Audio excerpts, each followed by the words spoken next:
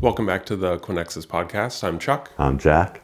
Today we're going to talk about oversharing information, the danger of oversharing information online. So first, let's define this. What do we mean by oversharing information? What we mean by oversharing information is an employee sharing information about things that may be going on inside a company. It may be the implementation of a new software platform. It may be some internal things that are changing within the company. It's a big list of things. And normally, the employee is doing this in good faith. They're excited about a new project. They post something about it on LinkedIn. But the issue is maybe they're posting something while the project is still in process. Right. Or maybe even not even the project might not have even started. The real threat here is there are tools out there. They're called open source information gathering tools that are out there looking at all sorts of sites like LinkedIn, Facebook, Twitter, and they're looking for that type of information that a new project is going on. With that knowledge, the criminal has got lots of things they can do. The first thing they're going to do is, if it's something of interest, let's work on a specific example. You work for a bank. You're installing a new hardware platform in the bank. And as you mentioned, the employee is excited. They share this information because it's going to give this bank this competitive edge. What the criminal is interested in is there's a project going on and it's big. Once they learn this, you who shared it are now a person of interest. You will be stalked. They will learn as much about you as possible. They will learn as much about your coworkers as possible. And then they'll try to determine what is the actual product being installed. The company that's installing it learn as much about the product as possible. With that information, they are now set to attack the company. How can they use this information to actually attack the company?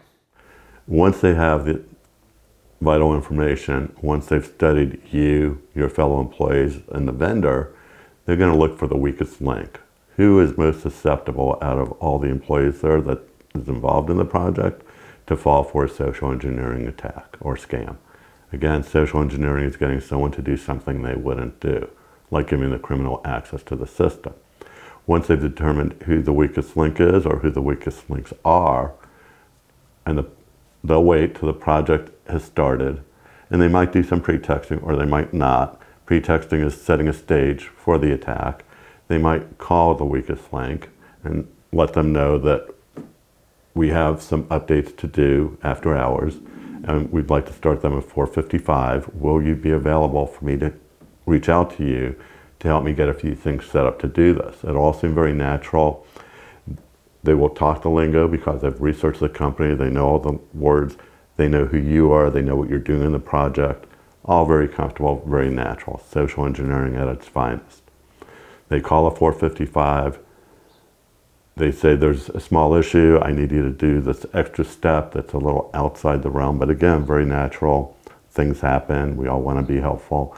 And bang, they just let the criminal into the network. At that point, what they can do is pretty much endless. How do we prevent oversharing of information with our employees? The number one way to prevent oversharing information is user awareness training. Employees need to be trained. There needs to be policies in place on who is allowed to release internal information about bank projects. And users your employees, your end users just need to be aware of how the criminals are acting. So keeping your users trained is very important. On top of that, people make mistakes. Bad things happen. Users need to feel comfortable that if they do let something bad into the network, they need to stop it if they can immediately and notify someone to get involved. Trying to cover it up and not admitting you made a mistake can take something small and let it become very, very dangerous. To sum up, companies need to have policies in place about sharing information online, and employees need to understand those policies. Employees also need to feel comfortable reporting if they think they may have caused an incident and let someone in the network. Thanks again for watching As always, like, comment, and subscribe wherever you're seeing this. And we'll see you again on the next podcast.